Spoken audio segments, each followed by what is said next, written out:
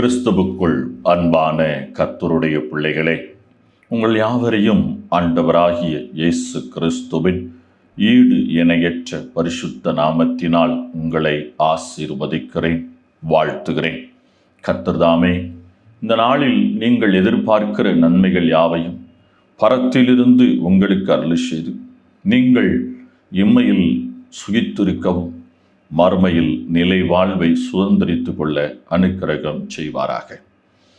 ஜெபம் செய்வோம்.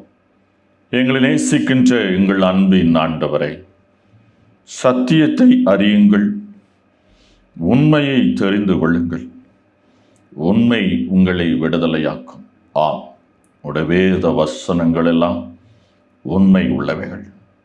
உடைய வார்த்தைகளை நாங்கள் விளங்கிக் கொள்ளும் போது எங்கள் வாழ்வில் நாங்கள் பூரண விடுதலையை பெற்றுக்கொள்ள முடியும். இந்த வேளையிலும் உடைய வார்த்தைகளை எங்களுக்கு கற்றுத்தார். இயேசுவின் மூலம் ஜெபிக்கிறோம் வல்லமுள்ள பிதாவே, ஆமென். இந்த நாளிலே நாம் தியானிக்கும்படியாக எடுத்துக்கொண்ட வேத வசனம் நீதிமொழிகளின் புஸ்தகம் 19வது அதிகாரம் 21ஆம் வசனம். மனுஷனுடைய இருதயத்தின் எண்ணங்கள் அநேகம், ஆனாலும் கர்த்தருடைய யோசனையோ நிலை நிற்கும். அன்பான கர்த்தருடைய பிள்ளைகளை, மனிதனுடைய இருதயத்தின் எண்ணங்கள் அநேகமாயிருக்கிறது. ஆனால் நிலையானது, உறுதியானது, வெற்றி பெறுவது கர்த்தருடைய ஆலோசனைகள் மட்டுமே. இந்த உலகத்தில் அநேக ஆலோசனைகள் நமக்கு கிடைக்கும். ஆனால் இந்த ஆலோசனைகள் ஒன்றும் நிலை பெறாது. கர்த்தராகிய இயேசு கிறிஸ்துவின் ஆலோசனைகள் மட்டுமே நிலை நிற்கிறதாக இருக்கிறது. சங்கீதம் 33வது அதிகாரம் 10வது வசனம் சொல்லுகிறது, கர்த்தர் ஜாதிகளின் ஆலோசனையை விருதாவாக்கி ஜனங்களுடைய நினைவுகளை அவமாக்குகிறார். 11வது வசனம், கர்த்தருடைய ஆலோசனை நித்திய காலமாகவும் அவருடைய இருதயத்தின் நினைவுகள் தலைமுறை தலைமுறையாகவும் நிற்கும் என்று சொல்லுகிறது. எனக்கு அருமையான கர்த்தருடைய பிள்ளைகளே, இன்று இந்த உலகத்தில் நமக்கு வாழ்வில் உலக பிரகாரமான முன்னேற்றத்திற்காக நாம் அநேக ஆலோசனைகளை நம் இருதயத்தில் கொண்டு வருகிறோம். பிற மனுஷிகளுடைய ஆலோசனைகளை கேட்கிறோம். அவர்கள் சொல்லுவார்கள், நீங்கள் இந்த காரியத்தை இப்படி செய்தால் அது நன்றாயிருக்கும் என்று நமக்கு ஆலோசனை சொல்லுவார்கள். இன்று இந்த உலகத்திலே இப்படிப்பட்ட உலக மனிதர்களுடைய ஆலோசனைகள் எல்லாம் குறிப்பிட்ட காலங்களுக்கு பிற்பாடு அது அவமாக்கப்பட்டிருக்கிறது, அது செயல் இழந்து போயிருக்கிறது. மனிதனுடைய நினைவுகளை எல்லாம் தேவனாகிய கர்த்தர் அவமாக்கி போடுகிறார். அவனுடைய நினைவுகள் எல்லாம் காதுக்கு கேட்கிற மாதிரி இருக்கிறது, கண் பார்வைக்கு எட்டிய தூரத்தில் இருக்கிறது மாதிரி இருக்கிறது. இதுதான் மனிதனுடைய ஆலோசனையா இருக்கிறது. இதற்கு அப்பால் பட்ட கர்த்தருடைய காரியத்தை, கர்த்தருடைய ஆலோசனையை விளங்கிக் கொள்வதற்கு மனிதனிடத்தில் பலன் இல்லை. ஒன்றை நீங்கள் தெரிந்து கொள்ள வேண்டும், மனிதனுடைய ஆலோசனைகள் ஒருபோதும் நிலை பெறாது, அது அவமாக்கப்படும். இன்று உலக மக்கள் எல்லாரும் அநேக உலக ஞானிகளாக தோன்றுகிறவர்கள் பேசுகிற காரியங்களை கேட்கிறார்கள். ஆம், இவர்களுடைய ஆலோசனைகளை கேட்டால் அது அனுபவம் மிக்கதாக இருக்கிறது. அது நமக்கு வெற்றியை கொடுத்துவிடும், வாழ்வில் மேன்மையை உயர்வை கொடுத்துவிடும் என்று நம்புகிறார்கள். அப்படி அல்ல பிரியமானவர்களே. மனிதனுடைய ஆலோசனை உங்கள் கண்ணுக்கு எட்டிய தூரம் வரைக்குத்தான் இருக்கும். காதுகள் கேட்கிற தூரத்தில் தான் இருக்கும். அதற்கு அப்பால் பட்டு அது கிரியையை நடப்பிக்க முடியாது.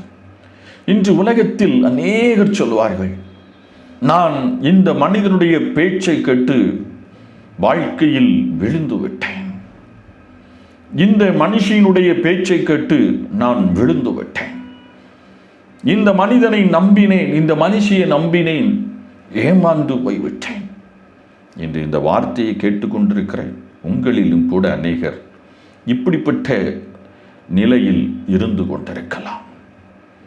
இன்று ஆண்டவராகிய இயேசுவின் வார்த்தை உங்களுக்கு சொல்லுகிறது, கர்த்தருடைய ஆலோசனைகளை கேளுங்கள். வேதாகமத்தில் அவருடைய ஆலோசனைகள் நிறைந்திருக்கிறது. நீங்கள் நினைக்கலாம், கர்த்தருடைய ஆலோசனை எல்லாவற்றிற்கும் வேதத்தில் இருக்கிறதா? ஆம். ஒரு கணவன் மனைவி எப்படி இருக்க வேண்டும், அவர்களுக்குள் ஒரு பிரச்சனை வந்தால் அதற்கு தீர்வு என்ன, வேதத்தில் அதற்கான ஆலோசனை இருக்கிறது. ஒரு மனிதன் வியாதிப்பட்டால் அவனுக்கு என்ன தீர்வு, அதற்கும் வேதத்தில் ஆலோசனை இருக்கிறது. குடும்பத்தில் சகோதரர்களுக்குள் பிரச்சனையா, அதற்கும் வேதத்தில் ஆலோசனை இருக்கிறது. உங்கள் வாழ்வில் பாவம் நிறைந்திருக்கிறதா, விடுதலை பெறுவதற்கு வேதத்தில் ஆலோசனை இருக்கிறது. இதுதான் சத்திய வேதம். இந்த வேத புத்தகத்தில் எல்லா விதமான காரியங்களுக்குமான ஆலோசனைகள் இருக்கிறது. இந்த வேதத்தில் சொல்லப்படாத ஆலோசனை என்று சொல்லி எதுவுமே இல்லை. இன்னொரு காரியத்தை நாம் பார்ப்போம். ஏசாயா தீர்க்கதரிசியின் புஸ்தகம் 55வது அதிகாரம் 8-9 வசனங்கள். என் நினைவுகள் உங்கள் நினைவுகள் அல்ல, உங்கள் வழிகள் என் வழிகளும் அல்லவென்று கர்த்தர் சொல்லுகிறார். பூமியை பார்க்கிலும் வானங்கள் எப்படி உயர்ந்திருக்கிறதோ அப்படியே உங்கள் வழிகளை பார்க்கிலும் என் வழிகளும், உங்கள் நினைவுகளை பார்க்கிலும் என் நினைவுகளும் உயர்ந்திருக்கிறது என்று சொல்லுகிறார். உன் நினைவுகள், உன் வழிகள் அது குறுகியது, அது நிறைவானது கிடையாது. ஆனால் கர்த்தராகிய தேவன், ஆண்டவராகிய இயேசு கிறிஸ்து உங்களையும் என்னையும் குறித்திருக்கிற நினைவுகள் இருக்கிறதே, அது அளவிட முடியாது. அவர் என்ன சொல்லுகிறார்? வானத்துக்கு பூமி எவ்வளவு உயரமாக இருக்கிறதோ அவ்வளவு உயரமாக உங்களையும் என்னையும் குறித்து அவருடைய நினைவுகள் இருக்கிறதா? பிரியமானவர்களே, ஏதோ ஒரு குறுகிய மனப்பான்மையில் கண் பார்வைக்கு தெரிகிற, காதுகள் கேட்கின்ற தூரத்தில் இருக்கின்ற ஆலோசனைகளை கேட்டு ஏமாந்து போய் விடாதீர்கள், வஞ்சிக்கப்பட்டு விடாதீர்கள். வேதாகமத்தின் ஆலோசனைகள் எல்லாம், சத்திய வார்த்தைகள் எல்லாம் இந்த பூமியில் ஒரு மனிதனும் மனுஷியும் வாழ்நாள் முழுவதும் ஒரு ஜெயமாய் வாழ்வதற்கு வேண்டிய ஆலோசனைகளும், இந்த உலக வாழ்வுக்கு அப்பால் நிச்சய ஜீவனுக்குள் பிரவேசிப்பதற்கான ஆலோசனைகளையும் வேத வாக்கியங்கள் நமக்கு கொடுக்கின்றது. இதை நீங்களும் நானும் சரியாக விளங்கிக் கொண்டால் நம் வாழ்வில் சமாதானம், நம் வாழ்வில் சந்தோஷம் நிறைந்திருக்கும். இன்று அநேக நேரங்களில் பாவமான மனிதர்களை பார்க்கின்ற பொழுது, துன்மார்க்கமான மனிதர்களை பார்க்கின்ற பொழுது நாம் நினைப்போம், இவர்கள் ஏன் அழியவில்லை, தெய்வம் ஏன் இவர்களை அழிக்கவில்லை என்று நினைப்போம். எசேக்கியேல் தீர்க்கதரிசியின் புஸ்தகம் 18வது அதிகாரம் 21, 22, 23 வசனங்கள் சொல்லுகிறது, துன்மார்க்கன் தன் செய்த எல்லா பாவங்களையும் விட்டு திரும்பி என் கட்டளைகளையெல்லாம் கை கொண்டு நியாயத்தையும் நீதியும் செய்வானாகில் அவன் பிழைக்கவே பிழைப்பான், அவன் சாவதில்லை. அவன் செய்த எல்லா மீறுதல்களும் நினைக்கப்படுவதில்லை, அவன் தன் செய்த நீதியிலே பிழைப்பான். துன்மார்க்கன் சாகிறது எனக்கு எவ்வளவேனும் பிரியமோ, அவன் தன் வழிகளை விட்டு திரும்பி பிழைப்பது அல்லவோ எனக்கு பிரியம் என்று கர்த்தராகிய ஆண்டவர் சொல்லுகிறார். பாவ மனிதன் கூட அவன் வாழ்வடைய வேண்டும் என்றும் பாவத்தை விட்டு விடுதலை பெற வேண்டும் என்றும் இயேசு கிறிஸ்து விரும்புகின்றார். ஏதேன் தோட்டத்தில் ஆதாம் ஏவாள் பாவம் செய்த பொழுது அவர்களை அழித்து விடவில்லை. அவர்களை மீண்டும் உயிர்ப்பிக்கும்படியாக, மீட்கும்படியாக கர்த்தர் இந்த நாள் வரையிலும் தம்முடைய காரியங்களை நடப்பித்து வருகின்றார். இதற்காகத்தான் 2000 ஆண்டுகளுக்கு முன்பு இயேசு கிறிஸ்து உலகத்திற்கு வந்து ஏதேன் தோட்டத்திலே ஆதாம் ஏவாள் செய்த பாவத்திற்கு பாவ மன்னிப்பு நிச்சயத்தை ஏற்படுத்தினார். இன்று நீங்களும் நானும் ஒருவேளை பாவ கண்ணியில் சிக்கியிருந்தால் உலகம் சொல்லும், இவன் ஒரு பாவமான மனிதன், இவள் ஒரு பாவியான மனுஷி, இவளெல்லாம் ஜெபம் பண்ணலாமா, கோயிலுக்கு போகலாமா, இவனெல்லாம் இந்த உலகத்தில், இவளெல்லாம் இந்த உலகத்தில் வாழலாமா என்று சொல்லலாம். இயேசு சொல்லுகிறார், எந்த பாவம் நீங்கள் செய்திருந்தாலும் அந்த பாவத்தை அறிக்கை செய்து விட்டு விட்டால் இயேசு கிறிஸ்துவின் இரத்தம் உங்களை கழுவி ஒரு புதிய சிருஷ்டியாக, பாவமற்ற மனுஷியாக, பாவமற்ற மனுஷனாக உங்களை மாற்றுவதற்கு வல்லமை உள்ளதாக இருக்கிறது. இதுதான் இயேசுவின் ஆலோசனை, இதுதான் வேதம் சொல்லுகிற ஆலோசனை. ஒரு மனிதனும் கெட்டுப்போக கூடாது என்பது அவருடைய திட்டமாக இருக்கிறது. எனக்கு அருமையான கர்த்தருடைய பிள்ளைகளை, இந்த வேத புத்தகத்தில் எல்லாவற்றிற்குமான ஆலோசனை இருக்கிறது. ஒரு கணவன் மனைவிக்குள் பிரச்சனை வந்து விட்டால் உலகம் சொல்லும், ஒத்து போகாவிட்டால் பிரிந்து விடுங்கள், வழக்கு மன்றத்திற்கு போங்கள் என்று சொல்லும். ஆனால் வேதம் என்ன ஆலோசனை சொல்லுகிறது தெரியுமா?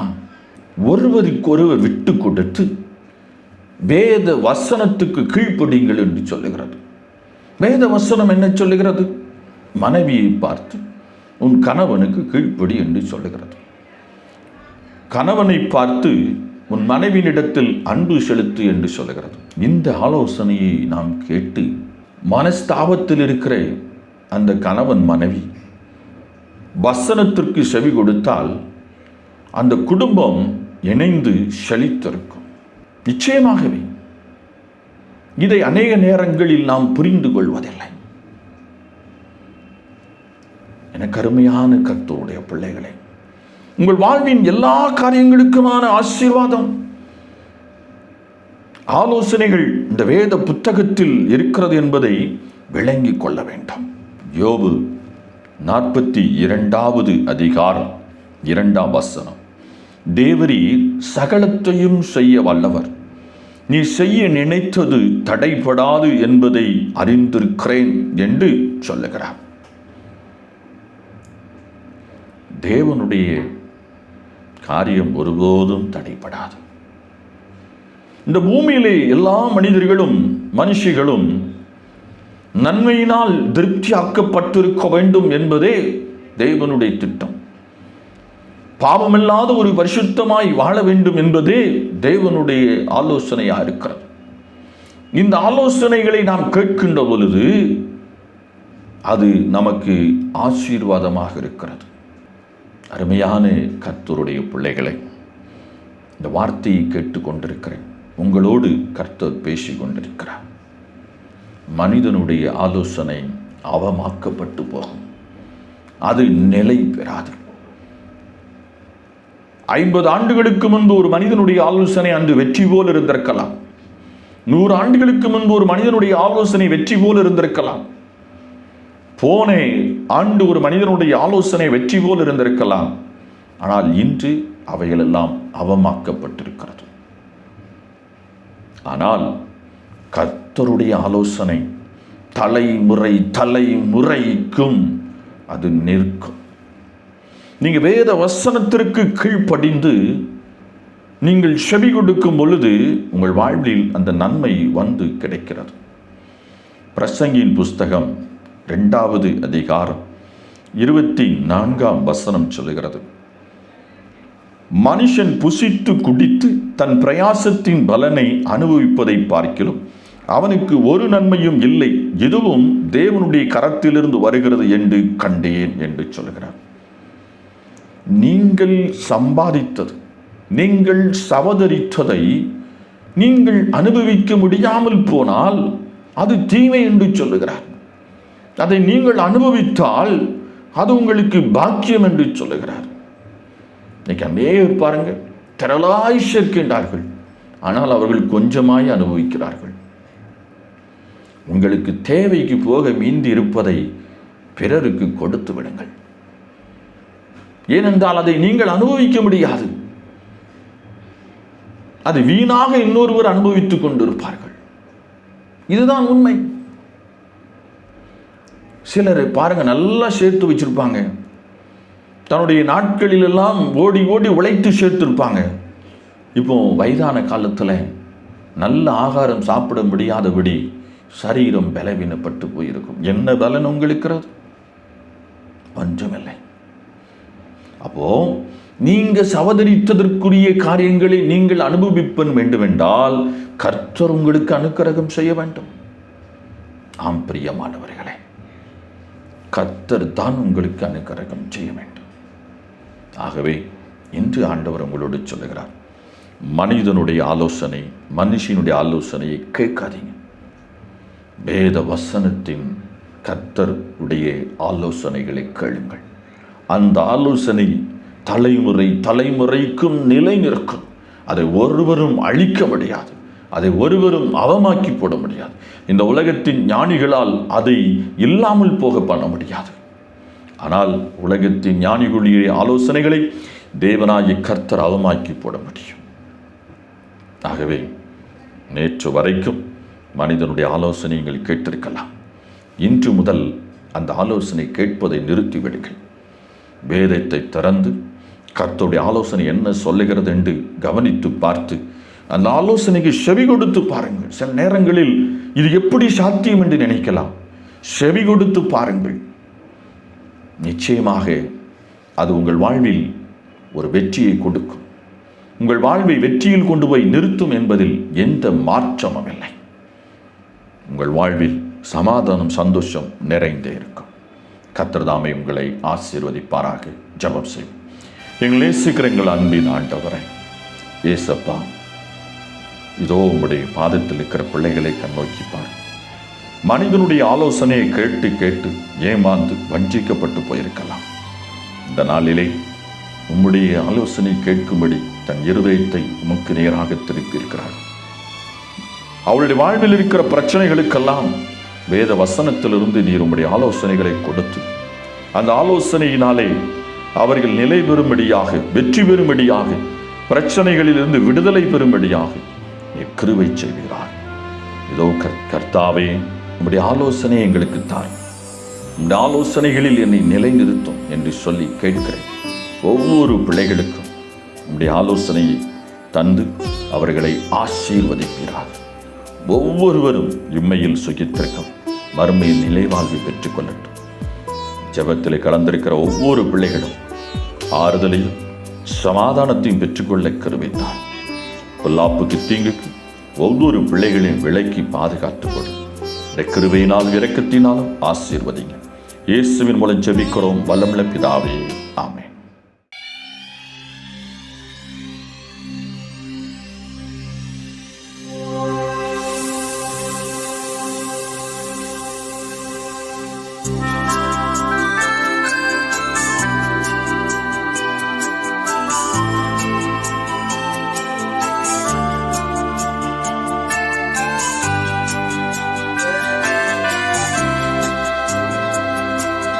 லேசான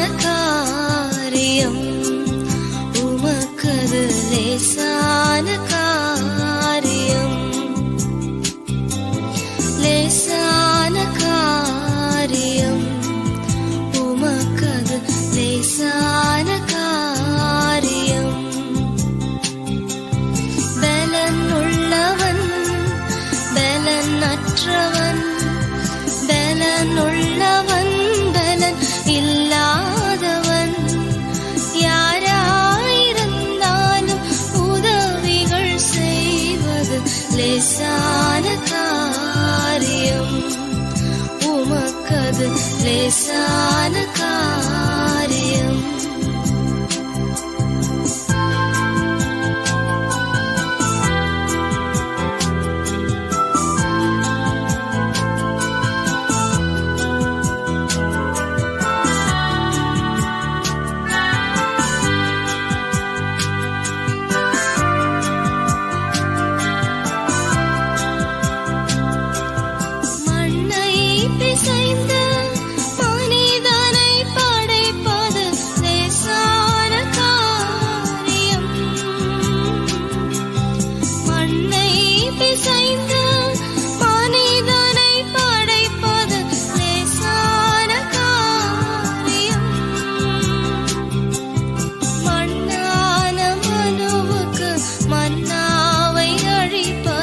லேசான காரியம். மண்ணான மனுவுக்கு மன்னாவை அழிப்பது லேசான காரியம். உமக்கது லேசான காரியம். பலனுள்ளவன் பலனற்றவன், பலனுள்ளவன் இல்லாதவன் யாராயிருந்தாலும் உதவிகள் செய்வது லேசான காரியம். உமக்கது லேசான காரியம்.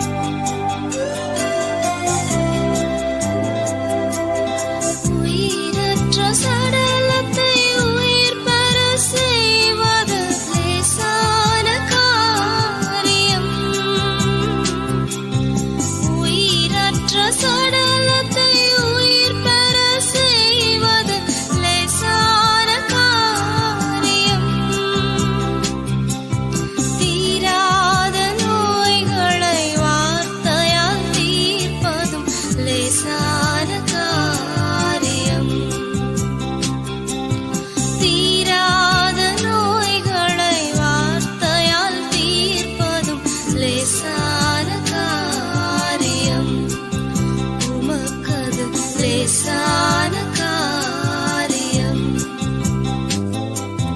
பலனுள்ளவன் பலனற்றவன், பலனுள்ளவன் பலன் இல்லாதவன் யாராயிருந்தாலும் உதவிகள் செய்வது லேசான காரியம். உமக்கது லேசான காரியம்.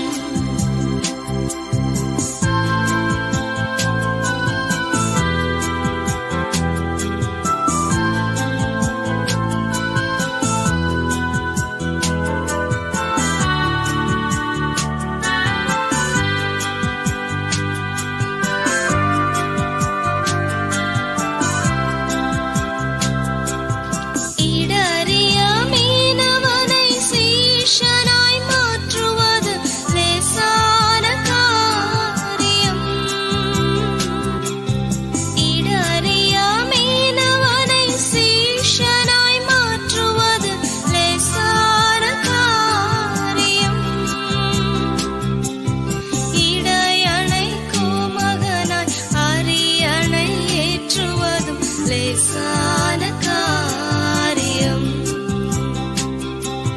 இடையனை கோமகனாய் அரியணை ஏற்றுவதும் லேசான காரியம்.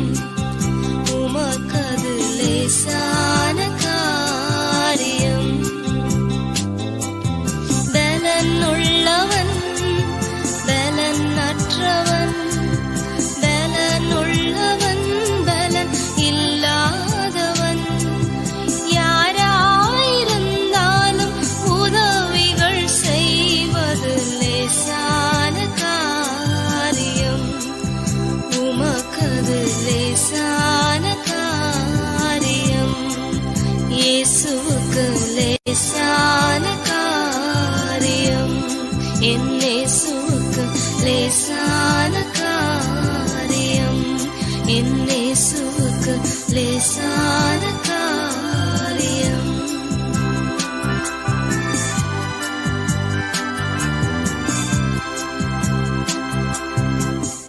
நானே நல்ல மேய்ப்பன், நானே நல்ல மேய்ப்பன், இந்த உலகை ஆளும் மேய்ப்பன், இந்த உலகை ஆளும் மேய்ப்பன்.